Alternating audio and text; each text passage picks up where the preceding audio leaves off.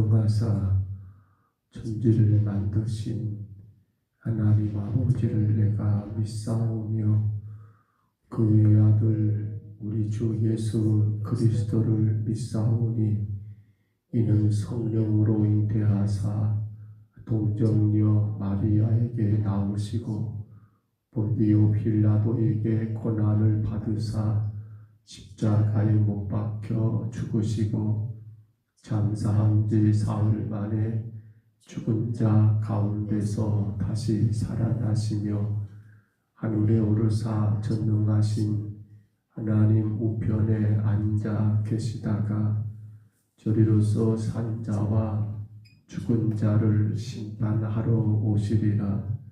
성령을 믿사오며 거룩한 공예와 성도가 서로 교통하는 것과 죄를 사하여 주시는 것과 몸이 다시 사는 것과 영원히 사는 것을 믿사옵나이다.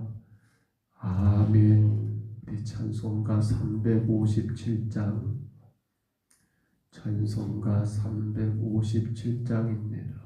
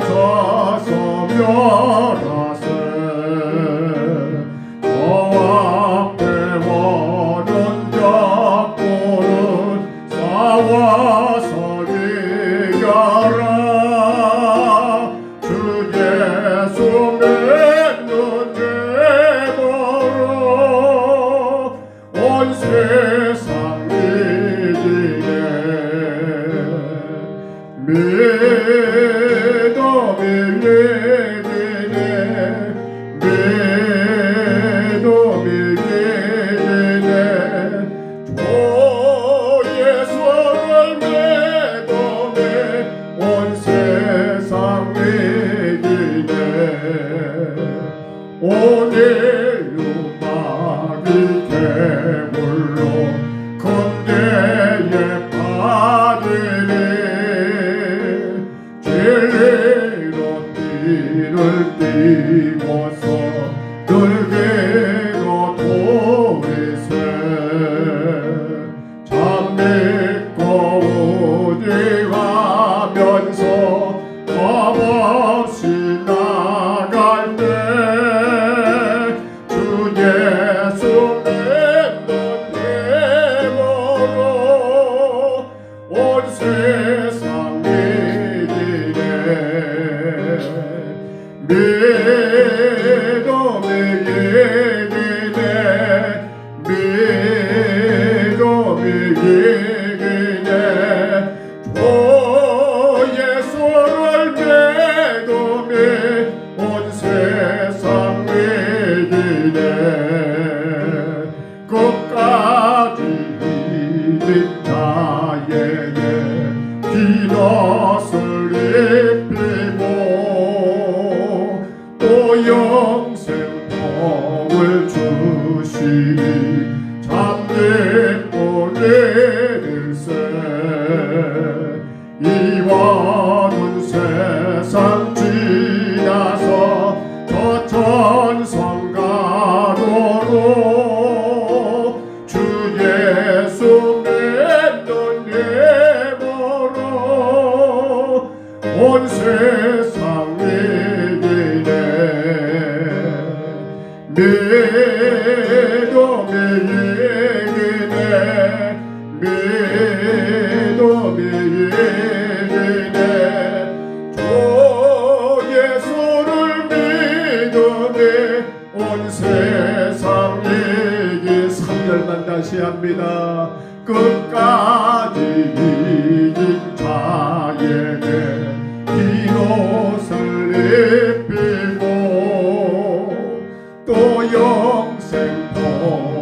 주시 잡게 뿌리를세 이와 돈 세상 지나서 저 천성 가도록 주 예수 맺는 예보로 온 세상 이기네 믿음 이기네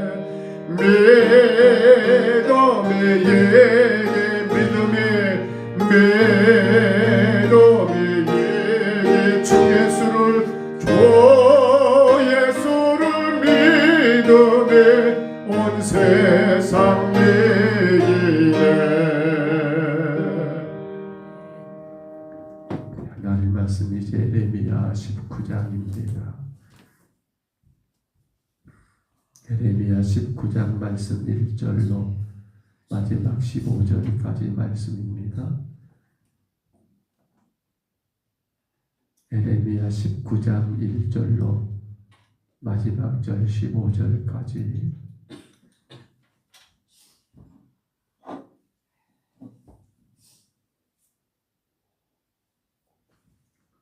예레미야 19장 1절부터 마지막 절까지 우리 말씀 같이 봤습니다. 여호와께서 이와 같이 말씀하시되 가서 도계장 위에 온 길을 사고 백성의 어른들과 제사장의 어른 몇 사람과 하시드문 어기 곁에 있는 흰놈의 아들의 골짜기로 가서 거기에서 내가 내게 이른 말을 선포하여 말하기를 너희 유다 왕들과 예루살렘 주민아 여호와의 말씀을 들으라. 만군의 여호와 이스라엘의 하나님이 이같이 말씀하시되 보라 내가 이곳에 재앙을 내릴 것이라. 그것을 듣는 모든 자의 귀가 떨리니 이는 그들이 나를 버리고 이것을 불결하게 하며 이곳에서 자기와 자기 조상들과 유다 왕들이 알지 못하던 다른 신들에게 분향하며 무지한 자의 피를 이곳에 채웠음이며 또 그들이 바알을 위하여 산당을 건축하고 자기 아들들을 바알에게 번제로 불살라 드렸나니 이는 내가 명령하거나 말하거나 뜻한 바가 아니니라. 그러므로 보라 다시는 이곳을 도벳이나 흰놈의 아들의 골짜기라 부르지 아니하고 오직 죽임의 골짜기라 부르는 날이 이를 것이라. 여호와의 말이니라.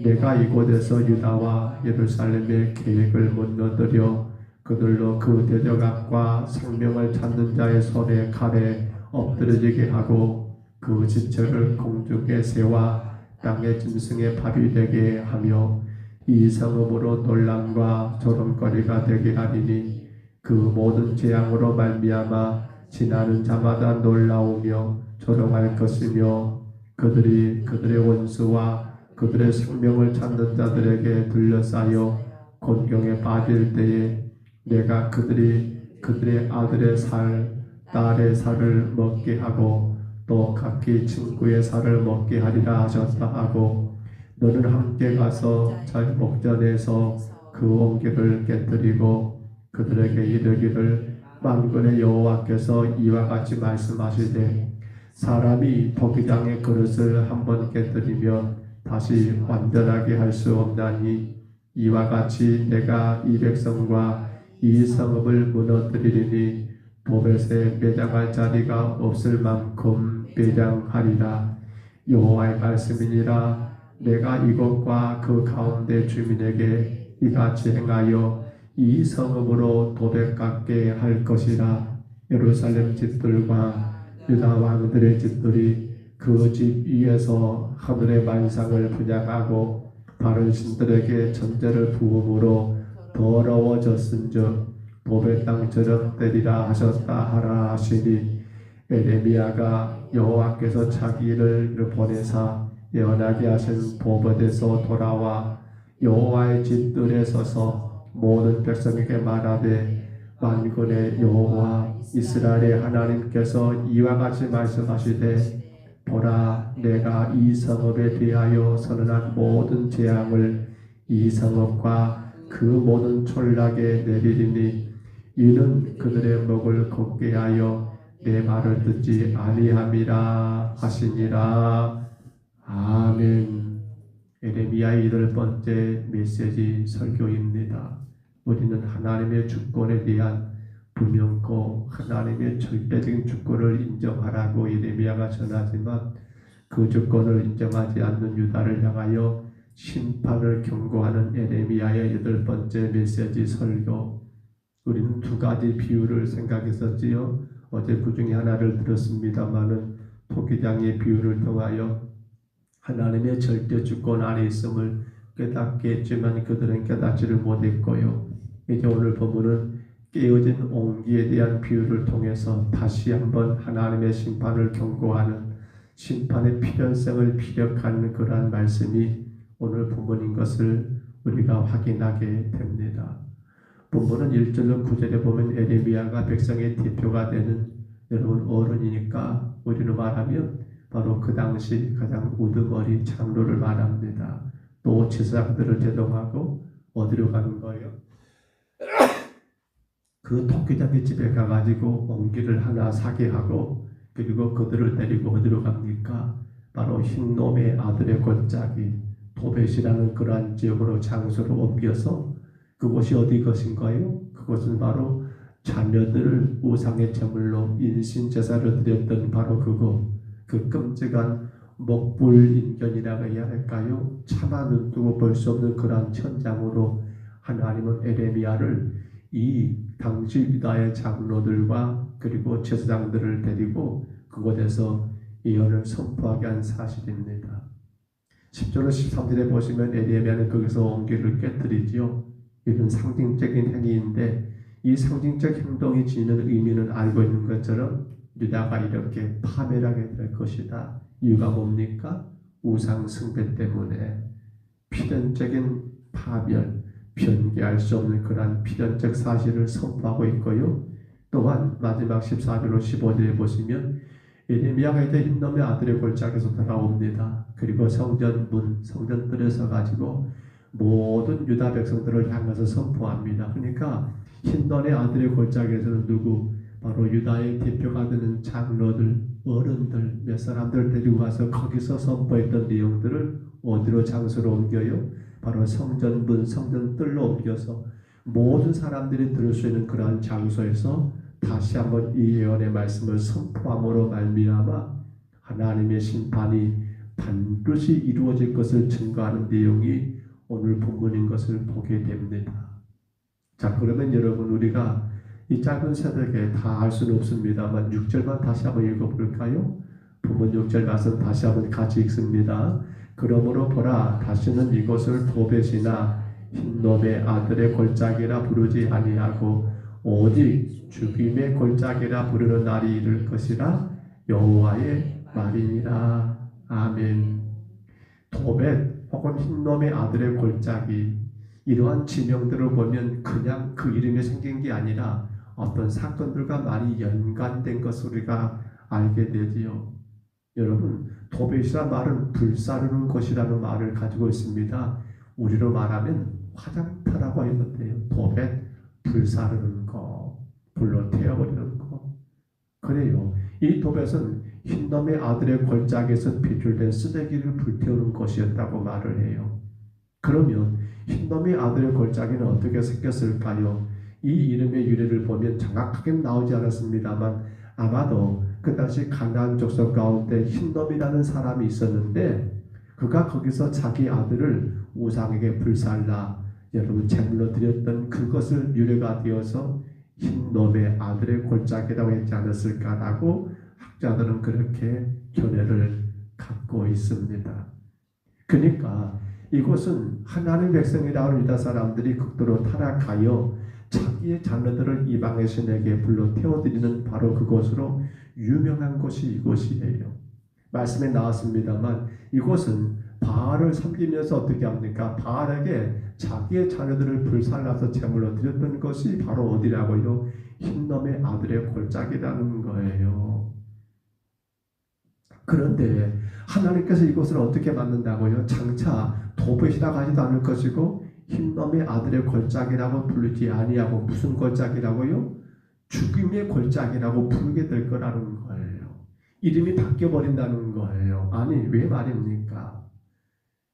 죽음의 골짜기, 엄청난 죽음의 소용돌이가 여러분 휘말리고 있는 것 같이 느꼈지 않습니까? 이건 맞는 말이에요.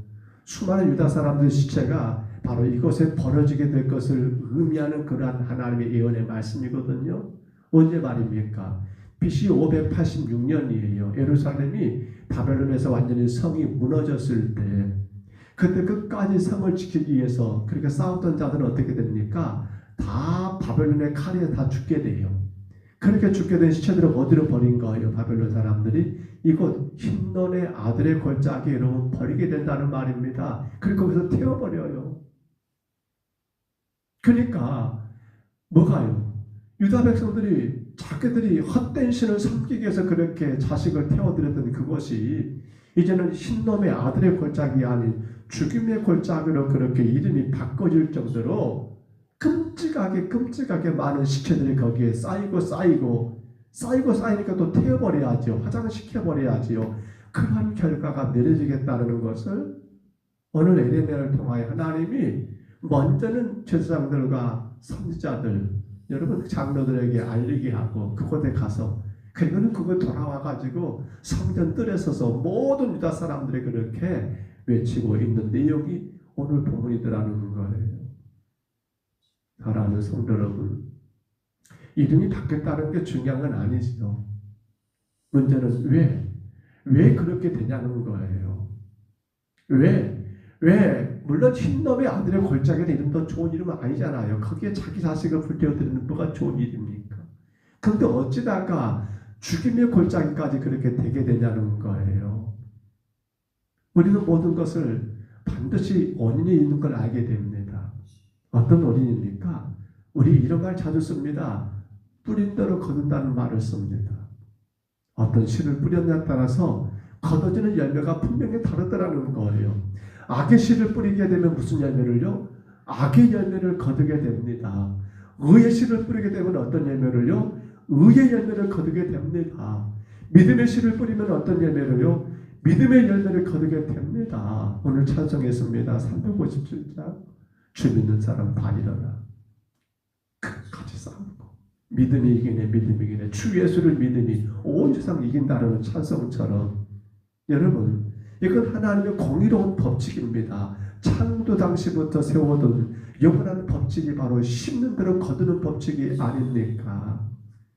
근데 여기에 대해서 어떤 사람들은 의의를 제기합니다. 아니 저 악한 사람들은 저렇게 악을 행하며 사는데도 불구하고 왜 악의 열매를 거두지 않느냐? 너무도 평안하게 살지 않느냐? 너무도 즐겁게 살고 있지 않느냐라고 그렇게 의의를 제기할 수 있는데 맞습니다. 온 세상에서는 그렇게 악의 씨를 뿌려가지고도 불구하고 악의 열매가 아니라 형통의 열매를 거둔 것 같지만 그러나 분명한 사실은 그들의 영혼은 이 땅에서 영원하지 않습니다. 생명은 영원하지 않습니다. 반드시 죽음 후에는 하나님이 그들을 어떻게 할까요? 사후에는 제가 뿌린 열매, 악의 열매를 고스란히 거두게 된다는 사실입니다. 그렇습니다. 앞서 말씀드린 것처럼 유다 백성들은 이곳에 악의 씨를 뿌렸습니다. 바알을 섬기면서 자기의 자녀들을 불태워드리는 그런 끔찍한 일들을 범했습니다.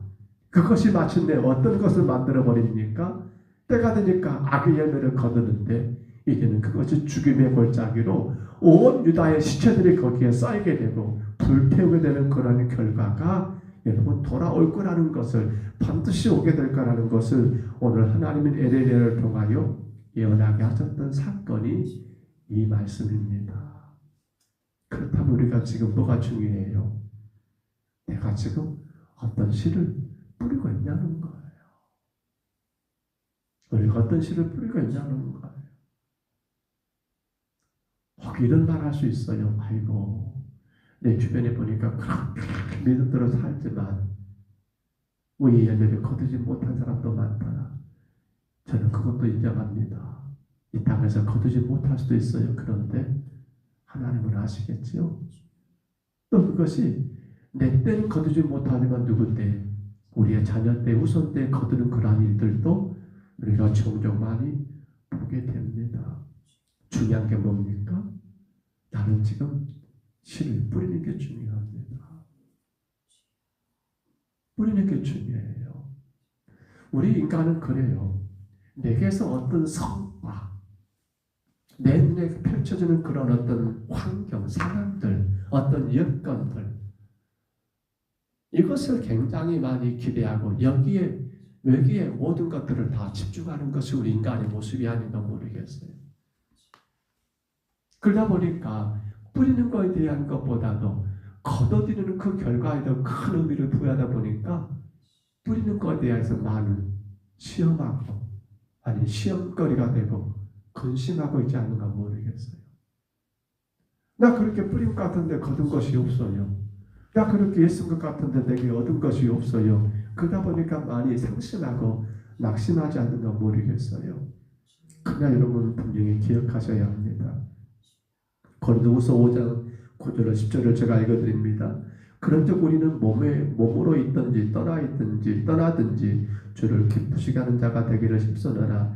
이는 우리가 다 반드시 그리스도의 심판대 앞에 나타나게 되어 각각 선악간에 그 몸으로 행한 것을 따라 받으려 함이라. 아멘.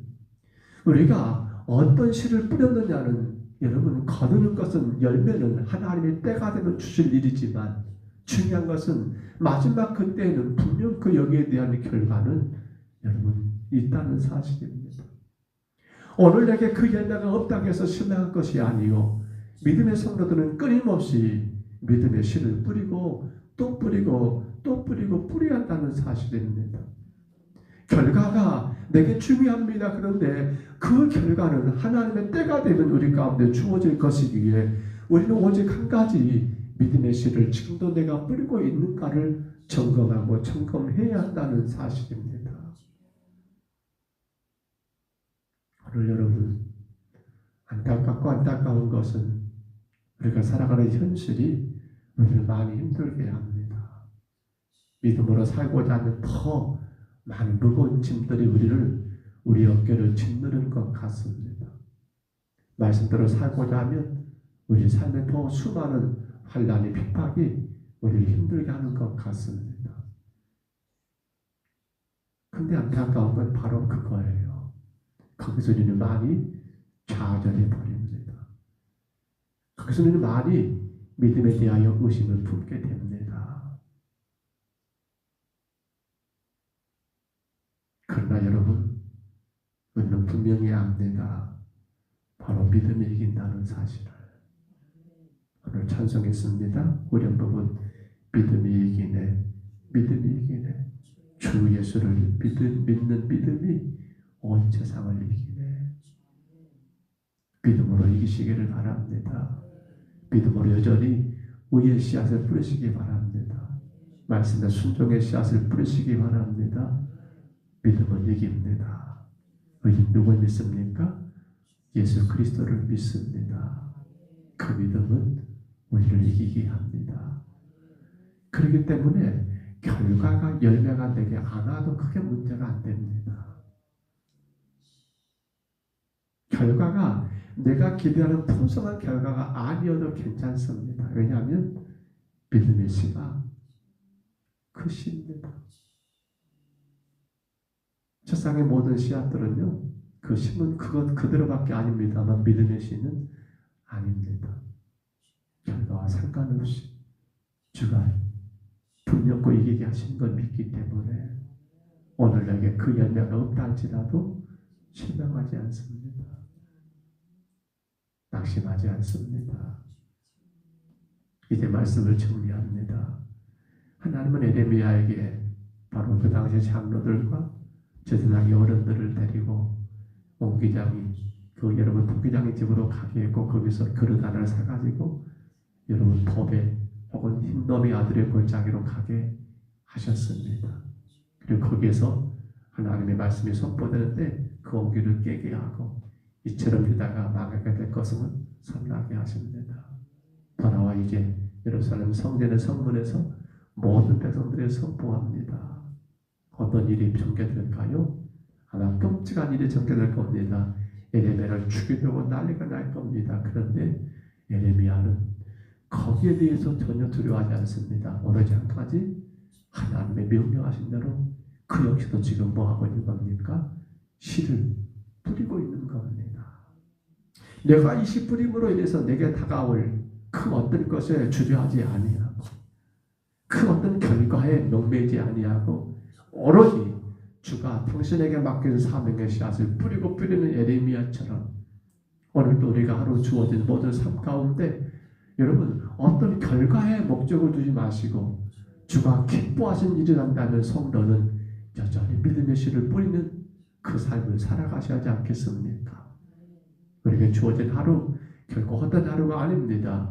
주가 우리를 통하여 영광 받으시고 우리에게 복 주실 하루인 줄 믿습니다.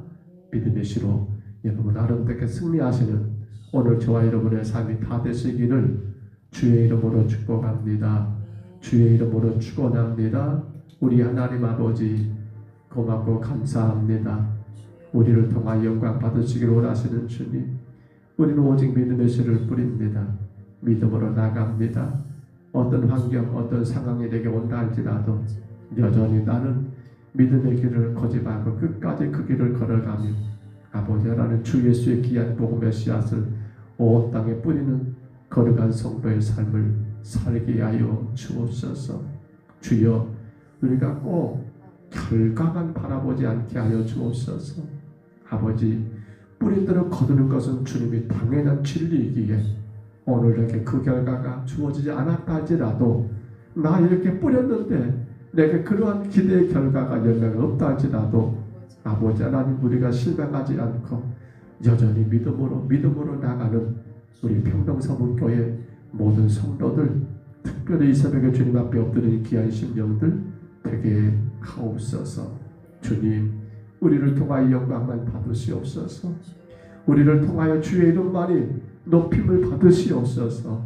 마음껏 우리는 믿음의 씨를 뿌리고 또 뿌리는 그 귀한 수고를 주님 넉넉하게 감당할 수 있도록 부족한 저희들을 강하게 붙잡아 주시고 성령의 충만한 은혜로 인도하여 주시옵소서. 영광 받으신 줄 믿사옵고 예수님 이름으로 간절히 기도하옵나이다. 아멘. 하늘에 계신 우리 아버지여, 이름이 거룩히 여김을 받으시오며 나라의 임하옵시며 뜻이 하늘에서 이루어진 것 같이 땅에서도 이루어지이다. 오늘날 우리에게 일용할 양식을 주옵시고 우리가 우리에게 죄진 자를 사하여 준 것 같이 우리 죄를 사하여 주옵시고 우리를 시험에 들게 하지 마옵시고 다만 악에서 구하옵소서. 대개 나라와 권세와 영광이 아버지께 영원히 있사옵나이다. 아멘. 우리 아침에 간절히 기도하실까요? 주님, 나는 여전히 믿음의 씨만 뿌리겠습니다. 뿌린 대로 심는 대로 거두는 것이 하나님의 공의로운 법칙인 줄 알기에 그것이 내게